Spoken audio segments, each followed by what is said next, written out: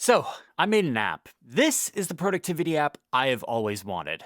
This is Parchment. So let me explain a little bit why I did this, because I've never made an app that I've released to people before. I've made internal tools for myself, and I've made some stuff that I've played around with, but I've never released an app on the App Store. So just like those other things, this started off as an internal tool for myself. So we got a puppy 2 months ago, and that kind of flipped my work life on its head. Having a puppy, hey, turns out is a lot of work. Why didn't anyone tell us? And since we did this, I've been struggling to stay focused. I actually missed a really important meeting because I was taking care of Riley and working on something else at the same time. I totally missed this calendar notification. So with Parchment, my whole day is in one app. This is the first app I look at every day. I have the widget on all of my home screens, and I just use the app to keep track of whatever I'm working on. Now, Parchment isn't meant to replace reminders or calendar or anything like that. It sits on top of those. I mean, I guess it could replace those if you really wanted to, but I'm still using the calendar app and the reminders app. For me, it's a way to bring these different streams together. Now, Parchment is available on the iPhone, iPad, and Mac, and let's kind of dive into how it works. I want to show you guys the setup here. So it uses the system calendar feature. So whatever calendar you're signed in on your iPhone, iPad, or Mac, that's what's going to be available here in Parchment. So if you're using your work calendar with Microsoft stuff, or your personal calendar with Google or iCloud, all of that stuff can show up here. All you need to do when you set it up is give it permissions. And you can go into the settings and edit what calendars show up in Parchment. So if you have something like a sports calendar you don't want in here, you can turn that off. It also hooks into Apple's Reminders app, so it'll pull in any tasks that are due on the current day or overdue for the current day. Plus, there's a date picker, so you can go in and see what tasks are going to be happening next Monday or 3 weeks from now, whatever you want. Now, you may have noticed the agenda section is actually broken up into two parts.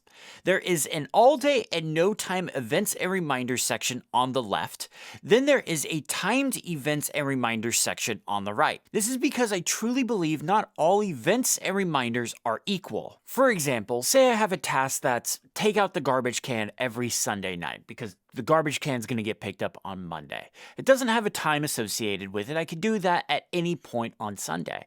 But what if I have a task that is, hey, I need to send this important email at 8 a.m. It has to be at 8 a.m. I need to get this done, taken care of. That email task is more important than setting out the garbage can. I can set out that garbage can at any point on that Sunday, but I have to send that email at 8 a.m. Same thing with calendar events. A meeting happening at 10 a.m. is way more important than knowing that today is Jane's birthday. So with this system, it breaks down everything that is an all-day task or event that I can just take care of at any time, or stuff that needs to happen at a specific time. Now, the big reason why I did this is I've been using calendar apps that support both events and task managers, so you can see your whole day in one place. You're probably thinking, great, you just Sherlocked yourself. But what was happening with these different calendar apps that I was trying is I noticed that it would take the all-day events and all-day tasks and put them up top. It made them like the priority. And then time stuff would be below it. So if you were using the widget or the month view or something like that, and you had more than, a handful of tasks or events that day, stuff would get cut off and you wouldn't see the timed events, which is kind of important. So this is why I broke the agenda section of Parchment into two different sections. Now, if you have an especially busy day and that agenda section is just really long and you're feeling overwhelmed, there is a collapse button that you can hit. By default, it'll show you the next two timed events or reminders that you have coming up. Timed events will just fall off automatically as those events expire, and the reminders will disappear as you mark them as completed. Once all of your time stuff is done for that day, then in this collapse view, it'll start showing your all-day events and tasks. Now, one feature I really love that my pal Federico Vitici recommended I add is if you tap on a reminder in the agenda section, it deep links to the Reminders app. So it'll take you right to that task in the Reminders app. So you can manage it, edit it, tweak it, move it around, do whatever you want in the Reminders app. I love having my reminders and calendar in the same spot. Everything I need to do on that day is in one place. I don't need to go looking in a bunch of different apps. I know if I need to figure out what's going on in my day, I can open up Parchment and I can just see it right there. Like I mentioned, Parchment does have a widget, and it just kind of mirrors what the agenda section looks like. Now, there are different sizes of the widget that you can use, and due to iOS, iPadOS, and macOS system limitations, it just shows your top events and tasks that it can fit onto that widget. But as you start to mark stuff as completed, or as events expire from your calendar, like that time passes, they will start to fall off and the next thing will show up. On my iPad, I really love the extra large widget, and on my iPhone, I've been using the large widget, but I do plan on supporting the extra large widget in iOS 27 when that comes out later in the fall. And there's also lock screen widgets as well. There's a small one that'll show you how many things you have left for that day, and then there's a medium or large size one that'll show you what's coming up next. Now, obviously this is a little self-serving, but this is the first app I check every single day. I built it for me, so I probably should, but it really just helps me set the tone for my day. Helps me understand what's going on, what I need to accomplish, and what I need to do to get all of that stuff done. Now, in Parchment, there's also an option for creating and managing events and tasks. If you hit the plus button, there is a natural language input option for creating tasks or events. You can tap the tab to change the input type, or you can just type task or event and it'll change the tab for you. In here, just type the name of the event or task, a due date and time. You can also add a location. If you add a /, you can then change the name of the calendar or list. That was really important for me. I hate that reminders and the calendar app leave off the ability to change what list or calendar you can do in their natural language input. For tasks, you can use exclamation marks to set the priority. This supports 1 through 3, and if you don't use any, that just doesn't set a priority by default. Now, if you want more manual controls, there is a details button that you can hit, and there is an option to go through here and you can add details to that task or event. And there's some more metadata options that you can't do with natural language, like a notes field, URL, things like that. Now, if you want to see the details of a task or event already created, in the agenda section, you can just long press or right click on that task or event, and it'll show you all the metadata that's associated with it. There is an edit button that you can come in here and you can make changes. You can change due dates or locations or whatever metadata is associated with that event or task. You can also just straight up delete that if you want as well. Okay, so that's the agenda section, but there's a whole nother part to Parchment, and that is the daily notes section. Now, I think of this as a daily notes section, but you can use this for whatever you want. You can use it for meeting notes, you could use it for journaling. I'm also using it for writing scripts for short form videos. I'm getting back into doing daily short form videos, so I've been writing my scripts for those here. Now, in the daily notes section, there's actually 2 parts to it. So by default, you have a typed text section up top. This works on the iPhone, iPad, and Mac. You can just type away. That's fantastic. But on the iPhone and iPad, there is this Apple Pencil button right here. If you tap that, it will bring up the Pencil Kit toolset. Now, on the iPhone, obviously there isn't an Apple Pencil, so you can use your finger to draw or handwrite something out. But on the iPad, this is where it becomes really powerful because you can just handwrite out your daily note if that's something you want to do. You can also draw sketches or diagram something out, whatever you want. And what's nice about this is if you start at the top of it, it will actually just keep growing as you add content to this section. So you have kind of an infinite canvas. Now, something I really wanted to do that I just wasn't able to do is I wanted to combine these 2 sections. I wanted you to have the ability to do typed text and Apple Pencil drawing, handwriting stuff in the same area. The problem with that is device screen sizes. If this was just an iPad app, it wouldn't have been a problem. But because I had it on the iPhone, iPad, and Mac, you have text wrapping when you resize a window or it's on a different size. So the text would, grow or shrink depending on how much you had written and what screen size it was. So if you had drawings, your text could then be overlapping the drawings or handwriting. And if you wanted to highlight something with the typed text with a drawing or underline something, it wouldn't sync up with other devices. It's just not possible. I worked really hard on that, and then I realized even Apple doesn't do this in the Notes app. There's a handwriting field and there's a typed text field, so that's why I kind of had to break those 2 up. The typed text section also supports Markdown. You can use this for creating headings, bolds, italics, underline, whatever you want for that stuff. But it also supports Markdown lists, tasks, and links. In the settings, you can choose whether you want the markdown to render itself out or stay in the plain text format.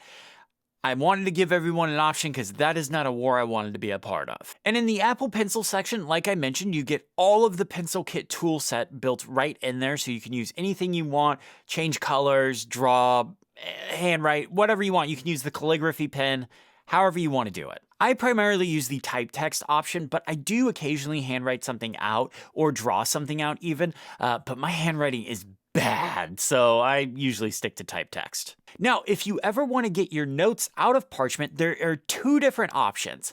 So in the daily notes section, there is the share sheet button. You can hit this, and if you just want to export your type text, you can just do a text file, and you can import it into any other note or just save the text file, whatever you want to do. You can do it. Now, if you have handwritings or drawings, that got a little trickier, so I just set up an option to export that as a PDF. But say you're like, okay, I'm done with Parchment, I want to move my daily notes to something like Obsidian. Okay, fine. I don't want you locked into the app. You can do whatever you want.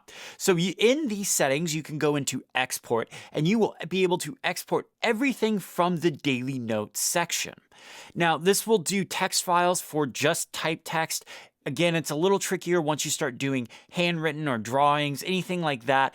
So that just exports as a PDF. Now, a little bit of a word of warning. I've worked on this to make it as fast as possible, but if you have a lot of stuff in Parchment, this is going to take a minute. So if you hit the export button and you don't think it's doing anything, just give it a little bit of time. So for me, I use the daily notes section to kind of keep a running log of what I'm doing throughout my day. Like I said, we have the puppy, things can get a little rough. So I just kind of be like, hey, I fixed this bug in Parchment. Now I'm working on this feature. Hey, I'm working on this script. I'm dealing with email, whatever. I kind of keep a running log of my day.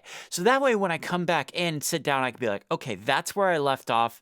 Let's jump right back into it. Like I said, I've also been using it to write my script for my daily shorts. I've been using it for meeting notes. I've been using it as a journal. There's so many different ways you can use it, and it's flexible.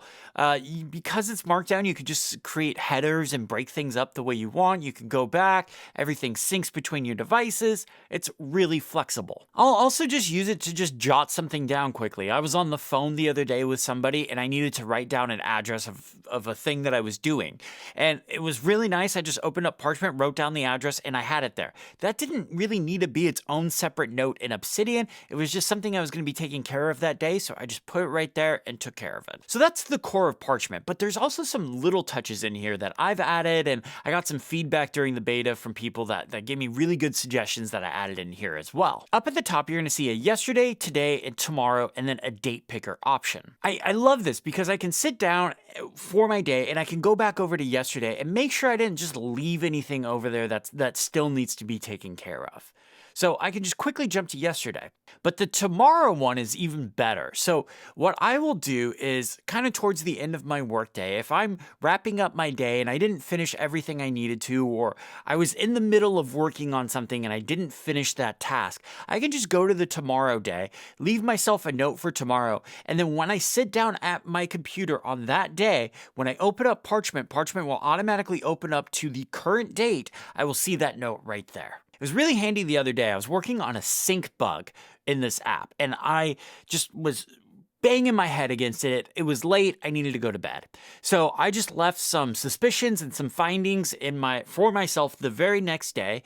And then when I sat down the next morning, I opened it up, saw that, and you know what? It came to me right away because I was able to sleep on it and I figured out how to fix it right away. And that was just a nice little yeah. Now, a nice feature is if you are on a date that is not the current date. So say you're on tomorrow or 3 weeks from now, whatever. If you tap or click on the date in Parchment, it will jump you back to the current date. Now, there are a whole bunch of settings and editor tweaks that you can do.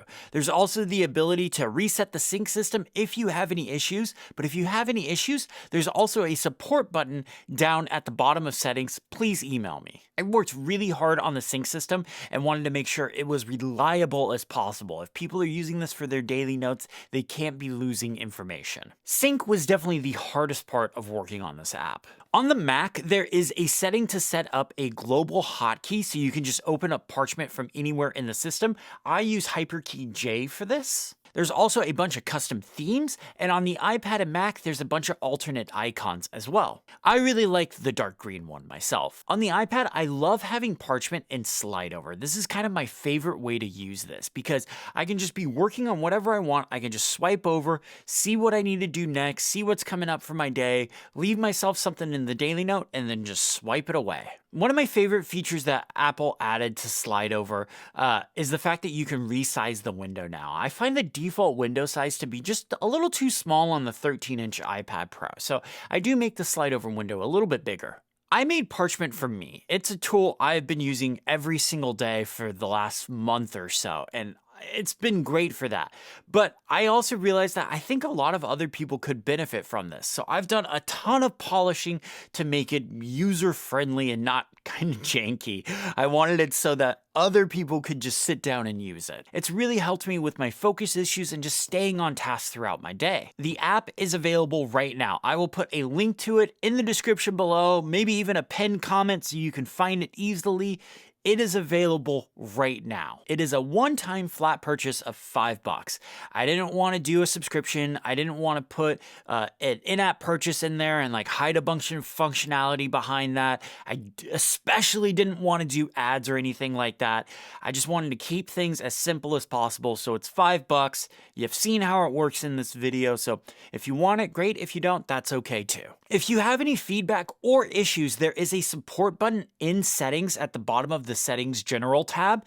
Please send me an email if you have any issues. I would love to take care of those. Or if you have any feedback or feature requests, I'd love to listen to those. I can't promise I'll implement them, but I will definitely listen to it. So that's Parchment. That is the first app I have ever released on the App Store, and I actually do have plans for more. I kind of got the bug. I've got the development bug. I haven't done development work in a long time, and I'm excited to do it again. So thank you all so much for watching. And if you go and buy Parchment, thank you so much. I really appreciate it. Thank you all for watching and have a great day.